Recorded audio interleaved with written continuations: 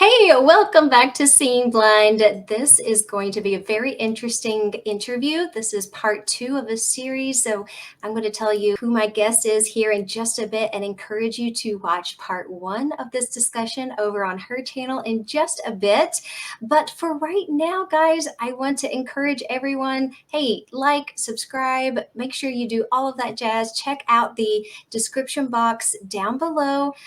That's going to give you all the information on today's topic, points that we're going to be covering. I'll try to add some chapters, and it's also going to have my guests here, her information and everything as well. So I'm going to throw it over to Carrie. Carrie, you want to tell us more about yourself? Hi everyone, it's Carrie, and I have a YouTube channel called Carrie on Accessibility where I talk about technology and accessibility.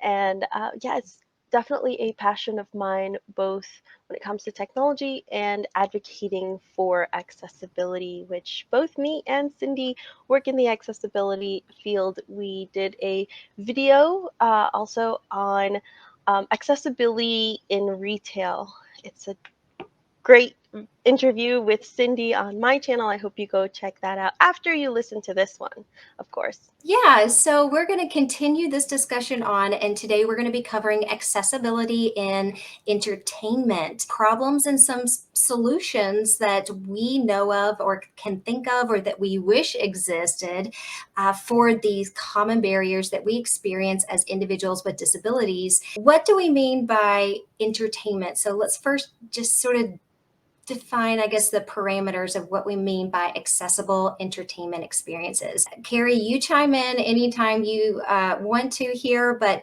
I'm thinking more like restaurants or movie theaters, theme parks, amusement Museums. parks, hmm museums, yeah, and just any kind of outdoor place that you would go to, whether it's in your local area or on vacation.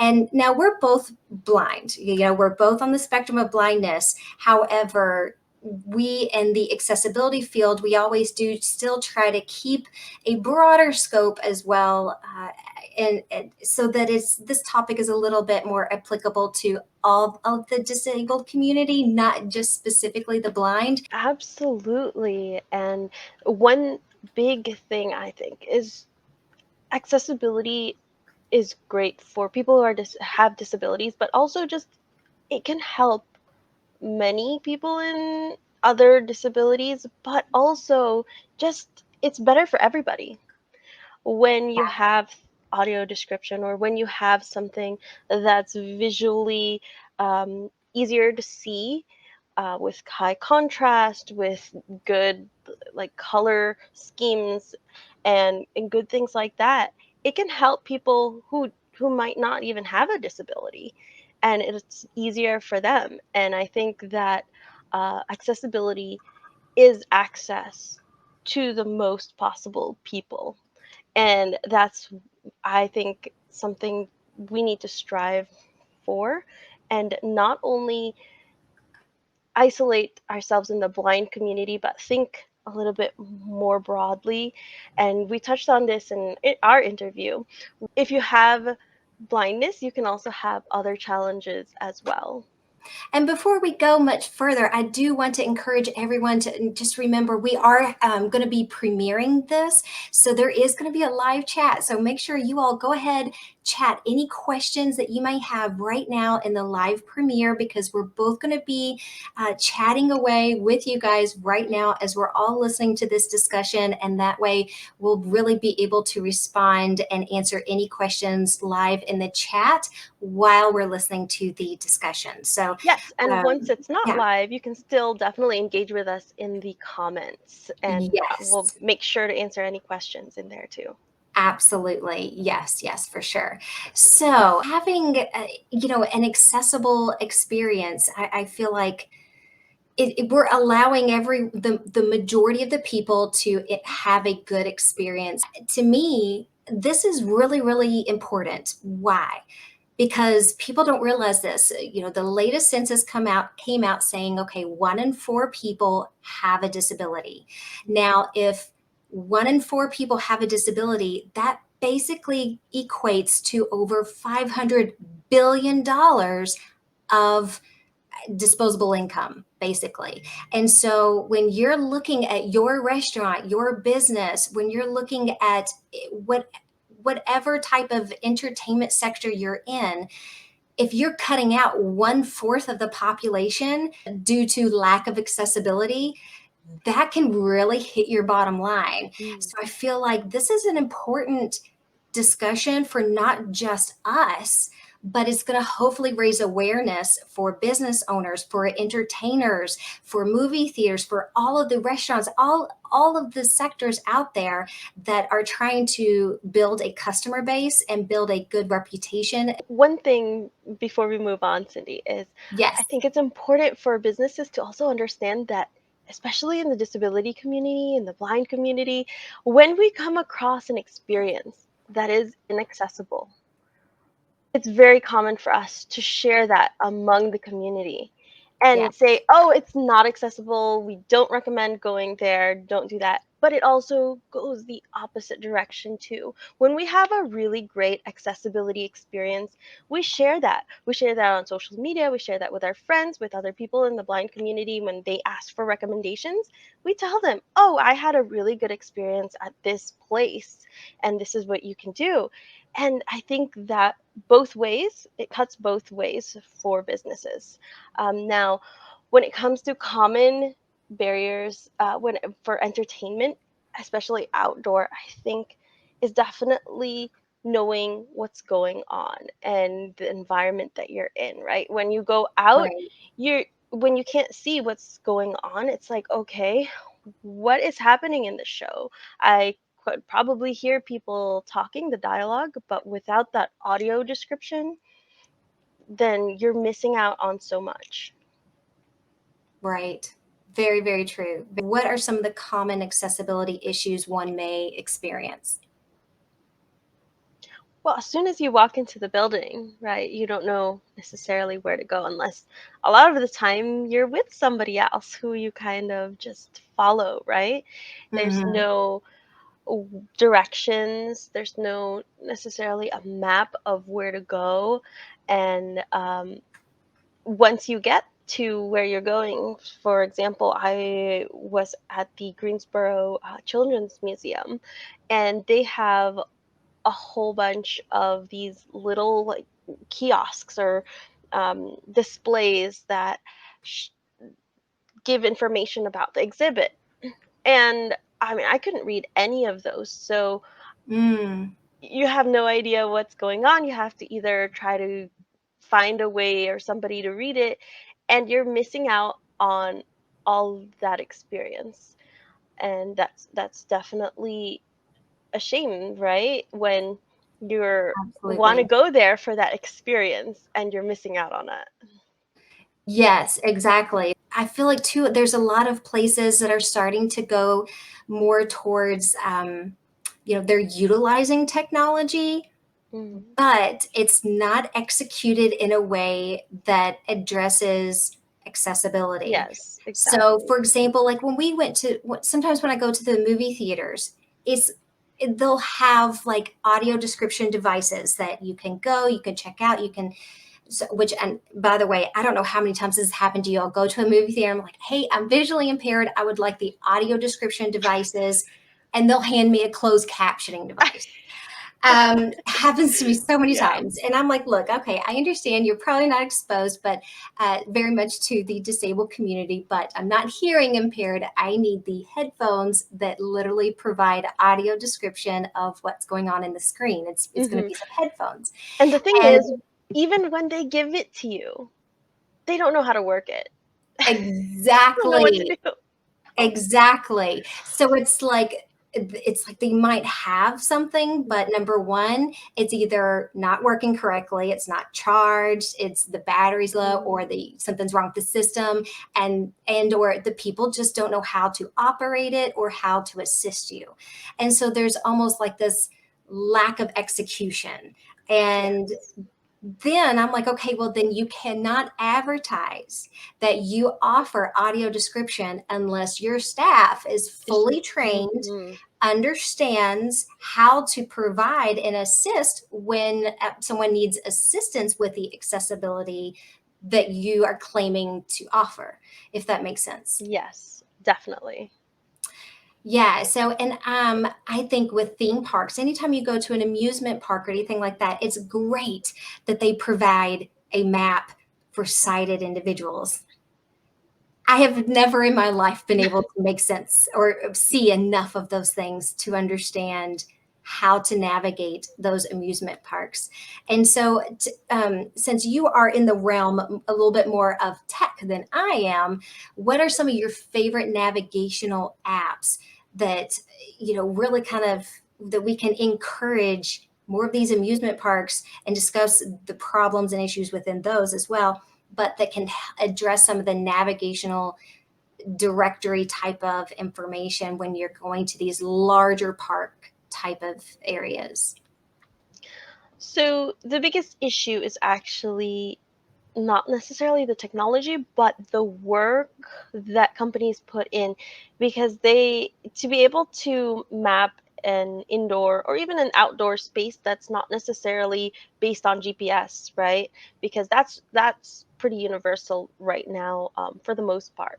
Um, but once you get into a park or into a building or into something like that, there's actual manual work that needs to be done to map out that location so that either an app like Good Maps or Right Here or any other indoor navigation app can actually be used.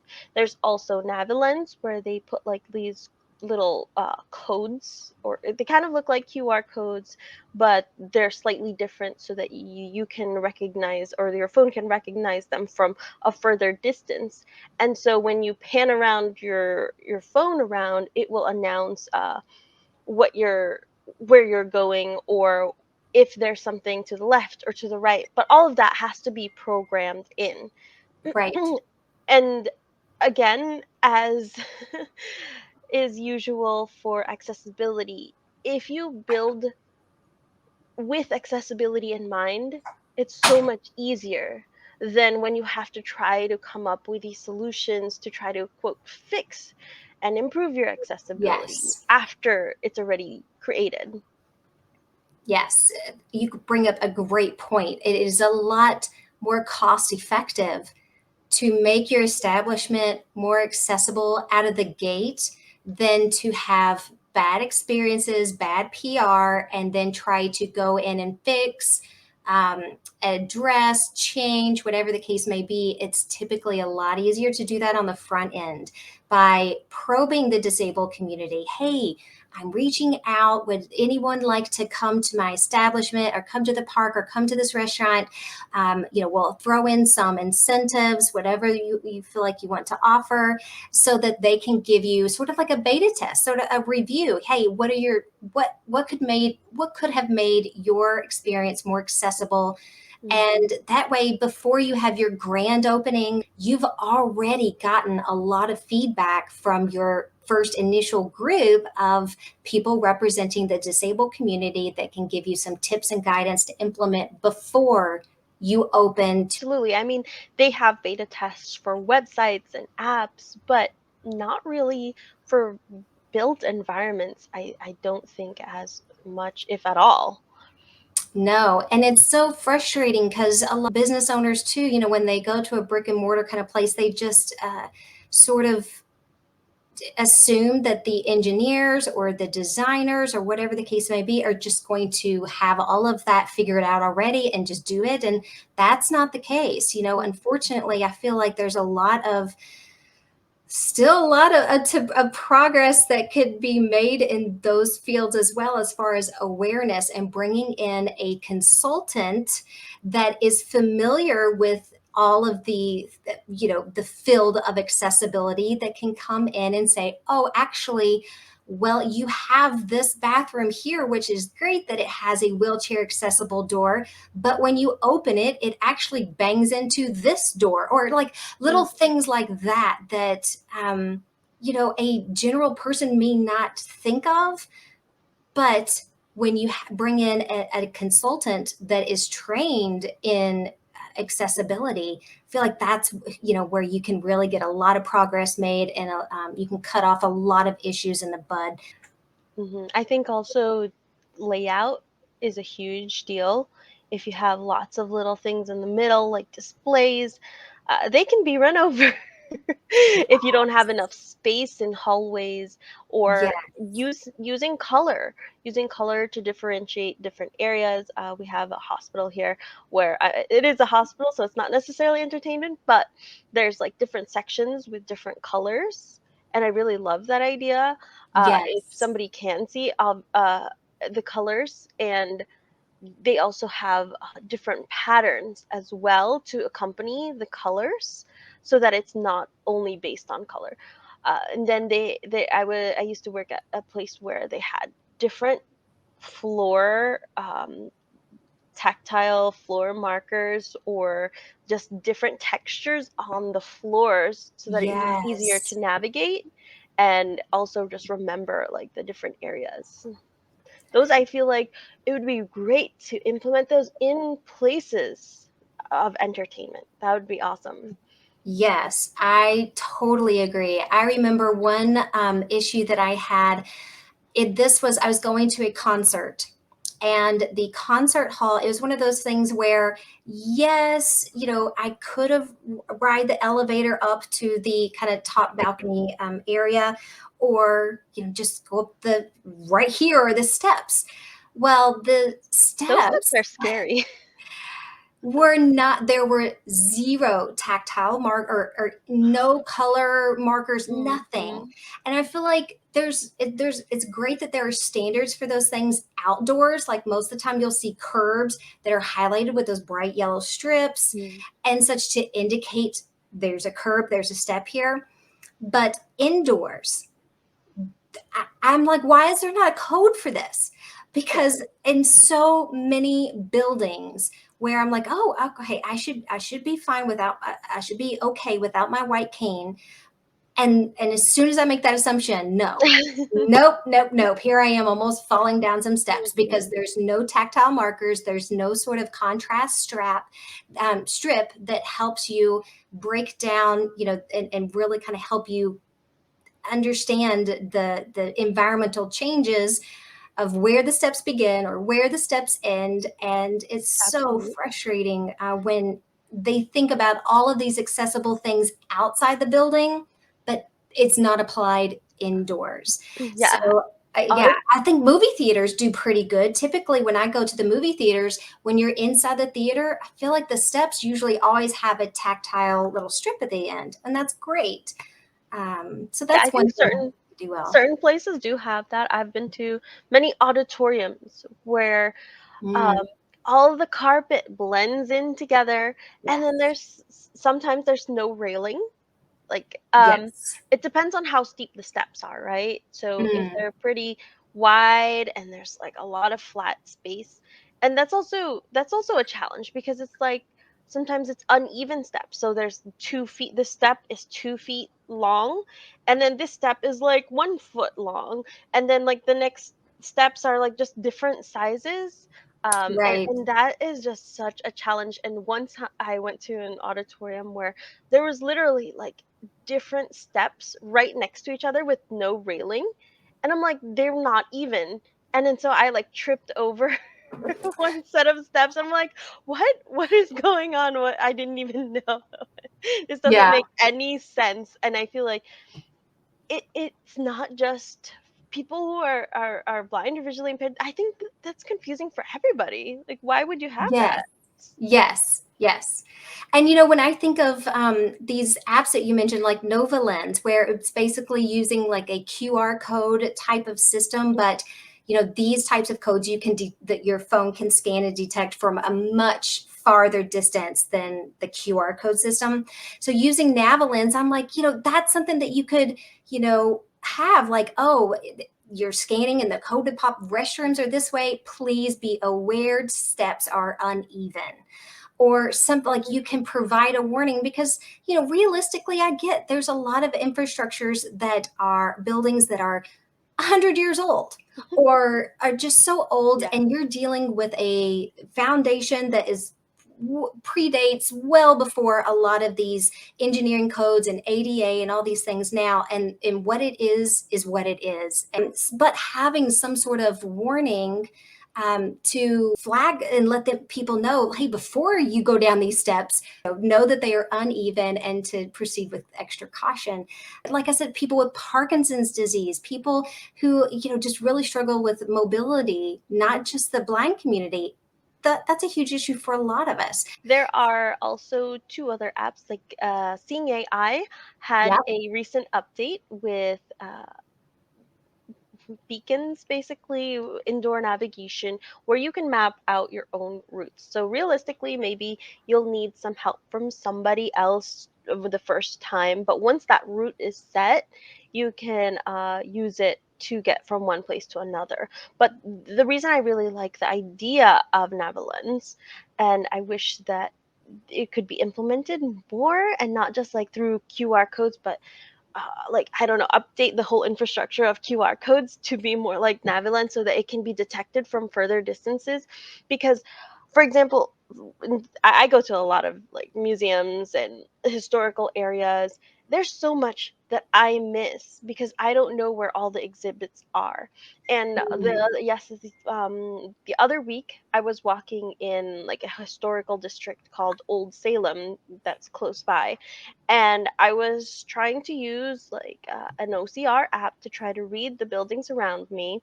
And because it's like a historical area, those markers are faded.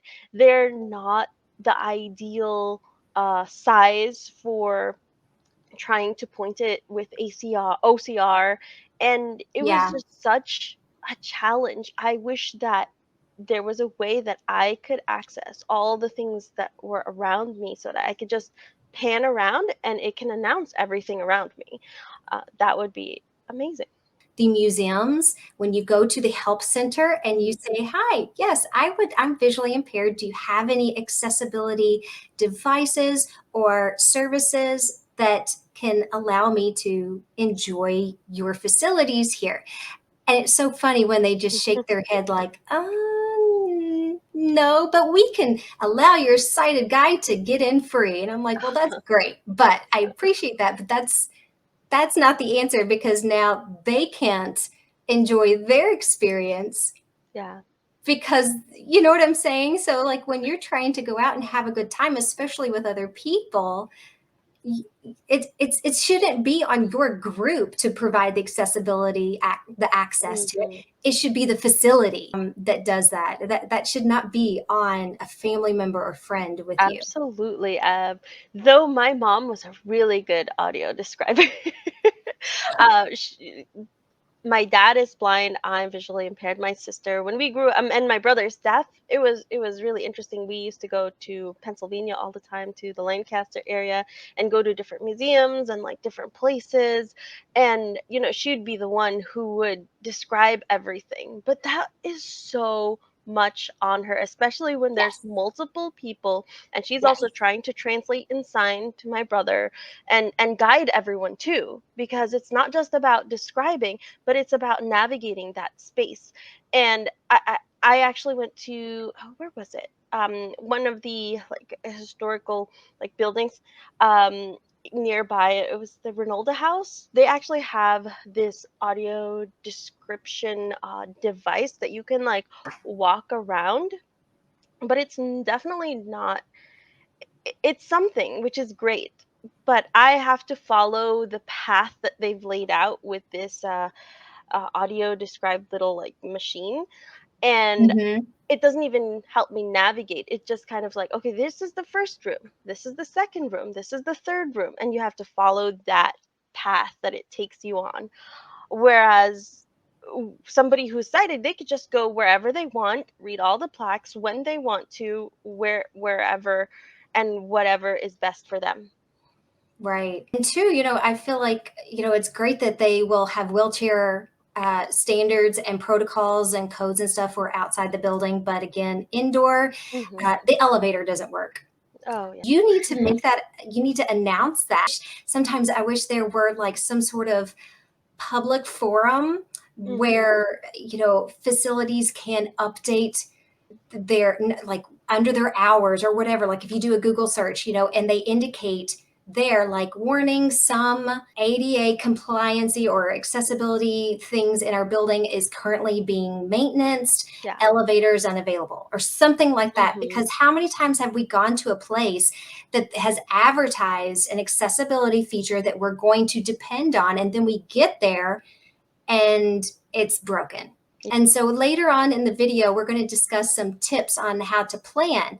And that's going to be one of my tips we're going to get to. But let's tackle some restaurant type of scenarios, whether it's a bar or a restaurant or combination, but it's a destination like that where there's going to be lots of people in a closed area. What are some of the common issues that you have in these types of settings? There's the obvious one, lighting. Usually it's very dark. And secondly, the menu, Yes. it's not accessible. And when they do have a braille or low vision or large print menu, it's usually not large enough for me. I still can't see it. And it's not updated. Yes. And then some locations, which we touched on, um, before in the video on my channel, is the fact that some places have QR codes, but we don't know that they exist. We don't Right. know where they are, where to scan, and we can't even use it. And sometimes it's not accessible once we've actually scanned it. Right. In that first conversation that we had on your channel, we were talking about how it would be great if there were just some general standards, some Mhm. guidelines, like, for Yes. example, the WCAG guidelines for digital web content that we as accessibility testers, are very familiar with. There's nothing like that, guidelines that help businesses and restaurants and the entertainment sector navigate these types of Mhm. things. And so if there Mhm. were some standard guidelines, it would be great if there was one standard location that we can go to, look for, or whatever, to scan a QR code. Or is it simply a matter of, okay, we need to train all staff to just tell everybody, by the way, here are some printed menus, but we also have QR codes on the menu as well, or located on the table, or state where those QR Mhm. codes are located. Because otherwise, right, how do we know what's available if no one informs us and there's no standard practice for that? Absolutely. I think it goes back to all that training and just standards that people Yes. need to implement. Absolutely. Absolutely. I think lighting is also a very, very big thing. I feel like a lot of people are like, oh, I want to set the mood. And I'm like, okay, setting the mood, is that worth sacrificing the whole, one fourth of potential people, clientele that is not going to appreciate this very, very difficult lighting and that could pose a health risk to Mhm. us? I mean, is can we set the mood in other ways that's not going to put our health at risk in your facility? Yeah, it's hard That would be enough to great. navigate when there's so many people and so much noise. And then when you throw in the factor of it being so dark in a lot of places, that's just such a challenge. And then there's also places where they will use a lot of outdoor light and have like all the curtains open, which is kind of the opposite problem because now Yes. there's a lot of glare. Yes, yes. And it's like, depending on, like, they never think to pay attention of where the sun is. Oh, the sun sets on this side of the building, or it rises on this side of the building. So we need to adjust our blinds accordingly, because it is a major migraine trigger for me to have the sun beaming directly at me. And there Mhm. might not be any other seating options for me to escape it. But being aware of the atmosphere in your business, in your establishment, can really make or break an experience. And the same thing, a lot of high end places will have white tablecloths at times, and I'm like, you know what? White is actually not the best choice, because it reflects a lot of that light and doesn't it's not a really great contrast option. So I always advocate for black tablecloths, if you're using if you're using tablecloths, that is. Hmm. But I I guess highly encourage. haven't been to such fancy restaurants, Cindy, as much Well, as you I mean, have. we're counting plastic here too, so I mean, we're not going, up in the clouds or anything with our expectations here, but you know what I'm saying? Like, Yeah. if you're going to have like a tablecloth of any kind, I mean, plastic counts as well. And then That's what I always think of. mhm. And There's also glass tables, where it kind of yes, depends on what's under them, and depending on the lighting, it can also cause glare as yes, well. Also, glass tables, where it kind of yes, depends on what's under them, and depending on the lighting, it can also cause glare as yes, well. yes, yes. And we're not even getting into the whole etiquette, the Oh yeah. of, I mean, how many times I have been to so many of these types of restaurants where the menu is kind of displayed behind sort of Oh. the registers. Hmm. And it's like, okay, I'll ask them, the person standing right in front of me, can you assist me with the menu? I'd like something, in this area. What do you have? And they'll It's just right up there. Just like read the it. menu's right there. And then I'm like, okay, I'm visually impaired. That's why I'm asking. And then they just stare at you, well, like, well, you don't look blind, or, oh, well, can you have someone else help you while I check these people out, or just completely dismiss Yes. you, or be rude, or discount you, or think that you're faking or something. Oh my goodness. I've So that had them all. reminds me of a time where I actually posted a TikTok about this a long time ago. I was with my brother. It was just me and him. So he's deaf and I'm blind. He Mhm. drives. We were at McDonald's. It was just McDonald's, right? I just wanted to pick up Remember something this. on the way home.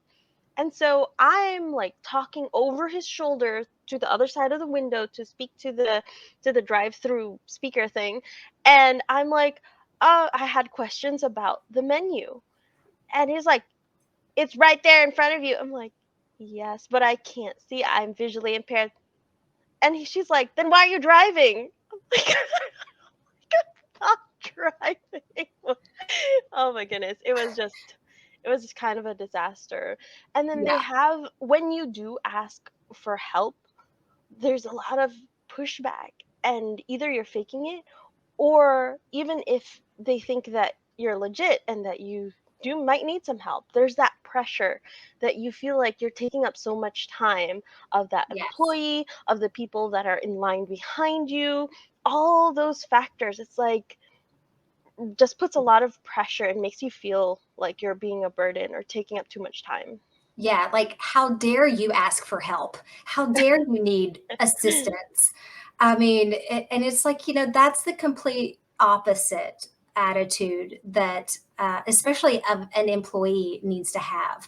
And I think that's something that's really, really important for all entertainment businesses, locations, or whatever, to always remember that, if you have to have some secondary, some support staff on hand, so that when circumstances or issues or things like that come up, it is not that big of a deal. You are prepared, because I truly feel like that's the location's job. Yeah. That's on them. I feel like, etiquette is one of those things that is ever bit as important as the actual facility and environment. Mm-hmm. It's definitely that training. And Yes. some people, some employees just need to go through a lot of these disability awareness, what to do, because a lot of the time, even if they're very kind and they're coming from a really good place, they just don't always know how to help. Right. So let's move into some more problem solving, creative thinking, some solutions based type of thinking, whether it exists or we wish it would exist. And hopefully, maybe this will give some developers some ideas of like, okay, there's a serious, legit need for this. Yeah, so I think part of that is what we've mentioned previously is using things like OCR apps, even though they're very limited and can be very flawed. There are things like good maps and right here for certain locations where it has been mapped, and then there's Navalens where um, they if they've partnered up, they can put these codes all throughout the building. Uh, there's even certain places where they have IRA access points, right? And so you do have some an actual person doing some visual interpretation. Those are some of the things that I think are do exist currently and that you can use with some degree of success. One thing I would really love to see more of is more of that either Navalence or just QR codes in general.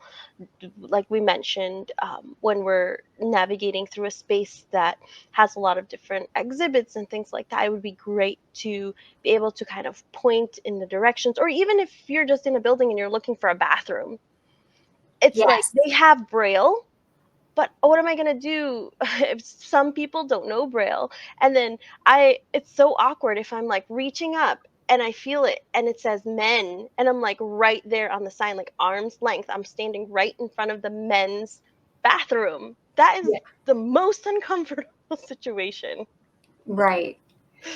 Exactly. Yeah. I think just utilizing, there's a lot of things that, a lot of technology is out there that can really provide some accessible options that can be very, cost effective for a lot of businesses. Just something as simple as creating a document that is screen Yes. reader accessible, and you can easily Google how to make a screen reader accessible or how to add alt text to images and things like that. But then and create a QR code for that document so that when we scan it, we can easily go to it. And that's a very Mm, cost effective way, even if that's the way that you're providing, a list of your services, a list of your menu. I feel like there's so many options that are only going to improve and grow and get better as time progresses, but they are not being utilized and they're not being yes. used. And there's getting to the point where, okay, there's no more excuses. Hmm. These types of things are right at your fingertips. It just is going to take a little effort on your end to go the extra mile to truly be able to claim accessible, inclusive environments. Yeah, absolutely. And at Google I/O last year, they spoke about having maps available for indoors or generating like images and video, even like a virtual a 3D rendering of a place.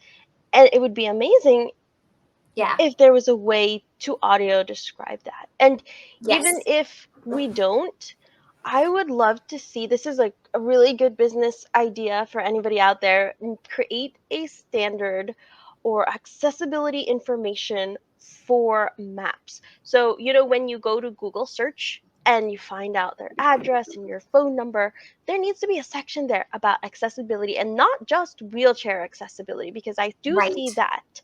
But more than that, can we, even if we, something so basic, just have a document like you mentioned, except it could be more descriptive of navigation. Once you enter the building, to your left is the help desk, to your right is the blah blah blah, and then just even those verbal textual kind of map in a sense, Yeah. while we work on more technology to do the more advanced stuff, just having a document like that would be so helpful.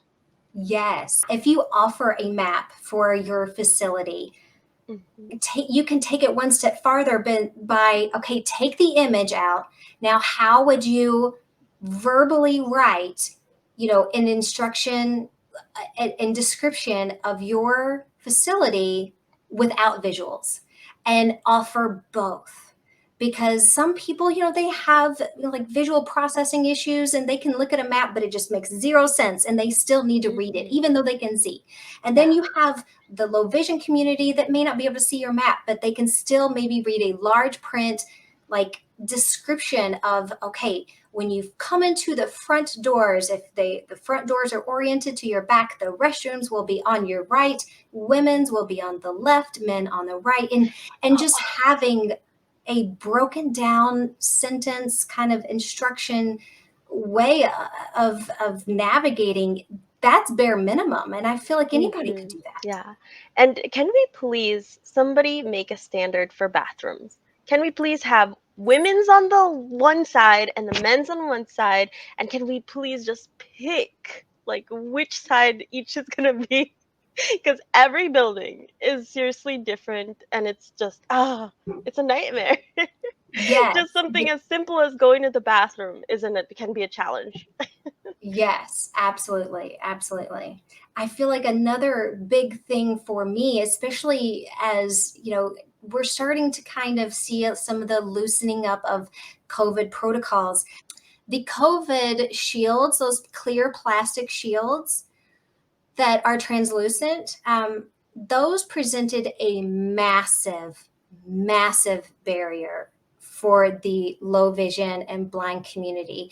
For those of us on the blind spectrum, we see straight through them. We cannot detect them in our environment. Hmm. And so when we're navigating, I have run into them. I've jammed my hands on them. I'm I'm Hmm. so completely I have had some really bad experiences with those. And I'm Yes. like, I will go to the owners of the gym, the retail store, the restaurant, whatever the case may be, and I will say, hey, we're coming up on a holiday, and this is a really great idea. You could add some decals or some sort of decoration, place that on the shield here, and with it floating in my environment, it will clue me into, okay, there is Hmm. a barrier here, and it really kind of helps detect that for those of us in the very low vision community. Same thing with glass doors. Oh, All of those things, they are huge barriers, and people don't realize that we cannot detect those in the environment, but simply mhm. adding decals or pictures or just a hanging decoration or something that will indicate there's something clear here, can really, really improve the overall experience as well.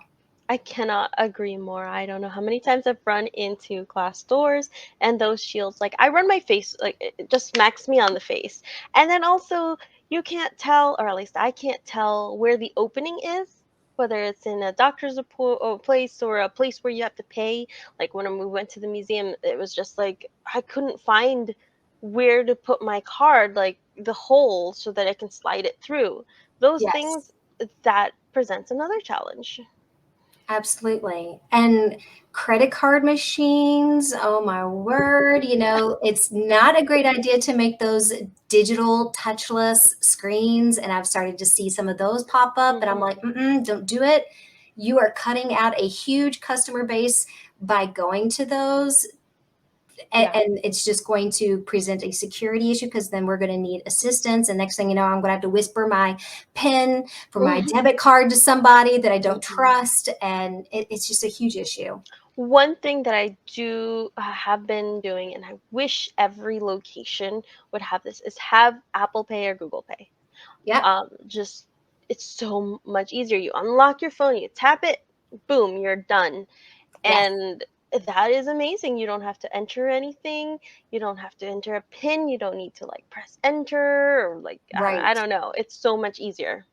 It is. And that is a form of accessibility. Hmm. That is, you are meeting, it's not just a matter of convenience. I feel like a lot of places feel like, oh, well, we offer this as a convenience, it's an amenity. And I'm like, no, this is an accessibility measure. Yeah. and recognize it as such. It is something serious that many people depend on to function in this area or to partake in the experience. And I think reframing and realizing that these aren't just conveniences for everybody. For some, sure. For my sighted husband, he may feel like that's a great convenience.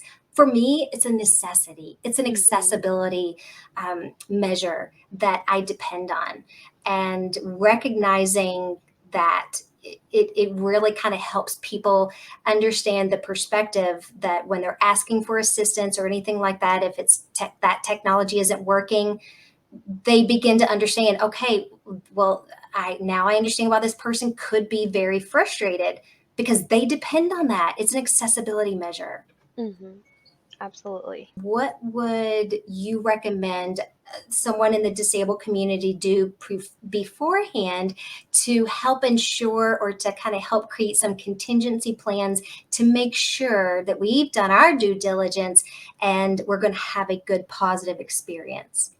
Yeah, I think when I go to a new location, I always call. Unfortunately, I wish I didn't have to, but I call and I ask the community if it's a pretty big location or anything like that, like something very popular that thousands of people may have already gone to.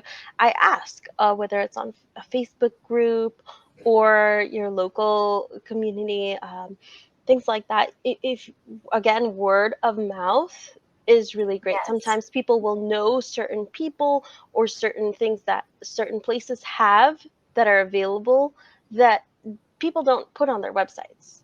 And just calling too, and sometimes speaking to a manager, because a lot of the time those front row employees don't really have the answers, and not being afraid to ask for a manager or to ask for somebody who may know more, and also to just advocate for it if they don't have it. Those are things that I would definitely suggest. What about you, Cindy? Yeah, I totally agree. By planning ahead, it really allows you to advocate for your needs before you go to a facility. Mhm. Like whether it's like a movie theater, hey, I'm going to be coming to your movie theater. Can you please make sure the audio description device for this movie this time is charged and ready to go because I will be asking for it, Mhm. and things like that. Now, so here's what I would caution, because I've tried to call so many movie theaters or other entertainment establishments, and they only have audio recordings, and you can't get a hold of anybody until you're actually there on site. And that's sort of a red flag for me. Those are the type of establishments that I'm like, okay, strike number one. There is no way that I can speak to an actual person or manager who can assist me with So frustrating. my accessibility requests and needs prior to me arriving. So to me, that's kind of a red flag number one. So I avoid those places. One Mhm. thing I do encourage people, if you are planning a vacation, I discovered this last summer. Have you ever heard of blue flag beaches or blue flag locations? Have you No, ever heard I'm of blue flag? no. Mm-mm. So blue flag is something, it is an international kind of standardized measure. It typically is for environmental type of standards for community place or private places, but typically you'll see beaches or locations totes like, oh, we're a blue flag location, and that means that it is completely accessible. It means all accessibility requirements and standards to the nth degree. That means you will Hmm. be able to have a stroller, a wheelchair, whatever the case, everything is wheelchair accessible. There are bathrooms, everything is clearly identified. And some places do have already, they're navigated out so that as you're walking along the beach, if you have your, whatever navigation app, which is another issue, how do you know which navigation app or Mhm. service service they're using. But some of these beaches and different locations, they will have all of that in place, and so they're labeled as blue flag beaches or blue flag locations. And so when we're planning destinations, vacations, or if we're going out in my local area, sometimes it's fun just to kind of start searching for those blue flag areas around me. And that really also helps me choose where am I going to go that's going to give me the most successful, positive experience with a group of people, especially. That is such a great tip. I did not know about this blue flag thing. I'm always learning from you. Yeah, and I think that's, I mean, a great thing that we need to plug right here. That's why I feel like you really do need to subscribe to Carrie and all of the platforms, not just here on YouTube, but TikTok and Facebook and all the places, because, we both are kind of contributing different content on different platforms. But if you follow us, you're going to catch little tidbits like this along the way. And this is the type of value that you're going to be getting from our content and our channels and such. So definitely plug in if this is content that you're gaining value from. Subscribe, support our work, and you will definitely continue to learn for sure. So, any other final tips or advice that you would have for anyone trying to go out for a good time? I think I'm just going to go back to what I mentioned earlier is don't be afraid to advocate. Don't be afraid to speak out Yeah. for what can be helpful to you, but also when you do that, it can later help others who may have a disability, whether they're blind or have another disability, and it can also help people in the future. And I think that word of mouth, just sharing what you know, your knowledge, um, is so valuable. Just like what we're doing today with Cindy and me, but also with all of you in the audience. Share your tips down in the comments so that when other people, when they see this video, they can also have a resource of the comments for more tips that maybe we didn't cover or some of the things that you have found helpful to do. Yeah, and even if you've already completed your stay or your experience somewhere and you just Oh, have yes. some feedback that, like, man, someone could really benefit if they knew this, don't Mhm. be afraid to just take a second and advocate. It's one of those things where people don't know what they don't know until Mhm. someone makes them aware of the situation. And so that's sort of on us. How is the non disabled community going to know if the disabled community does not raise awareness? And not really discussed indoor. We didn't even get to indoor, Carrie. Oh my goodness, we've just been chatting away for Mhm. inside the home, inside, friends, family members' homes. How can we make those types of entertainment and celebrations, holiday gatherings, how we make those things more accessible? We're going to do that at a different video. I think that's going to be content for a future date. So if you have any questions that you would like to pose in those types of settings, go ahead, comment them down below, or go ahead and put them in the chat box so that we can jot those down and answer those questions when we gather again and cover that latter part of the discussion. Does that sound okay to you, Carrie? Yeah, it sounds awesome. I think that, like I mentioned before, me and you, we can just go on and on and on about accessibility. Yes. And yeah, I think it'd be really exciting to have more topics about accessibility in different spaces. So I'm really excited for that. Yes. Yes. All right, my friends, thank you all so much for joining us for this video. Remember, check out the description box. That's where you're going to find all the good links, places to go, places to visit, and how to plug into Carrie on accessibility and myself. If you have not yet joined our communities, we welcome you. All all are welcome, of course. I love it when I always get, I don't know, Carrie, if you get the questions from sighted individuals that are like, oh, my Yeah. spouse is disabled. Can you please help me so that I can better support them? I love it when I get those messages. So, all Mhm. are welcome. If you have any further questions, my friends, please put them in the comment section or chat. And yeah, Carrie, do you have any final words? Well, I just want to say thank you, Cindy, for having me on here. And yeah, if anybody does want to find me on YouTube, I'm Carrie on Accessibility. I'm sure you'll be able to find it. There's also carryonaccessibility.com. And on Twitter, I am Carrie on A11Y because accessibility was too long for the Twitter handle. It would not accept it. So that is the only one that's different. And I'm sure Cindy will put all uh, Yes. those links in the description, as well as some of the things that we discussed about today. Thank you all so much for watching, and I'll catch you in the next video. Blessings to you and yours. Bye.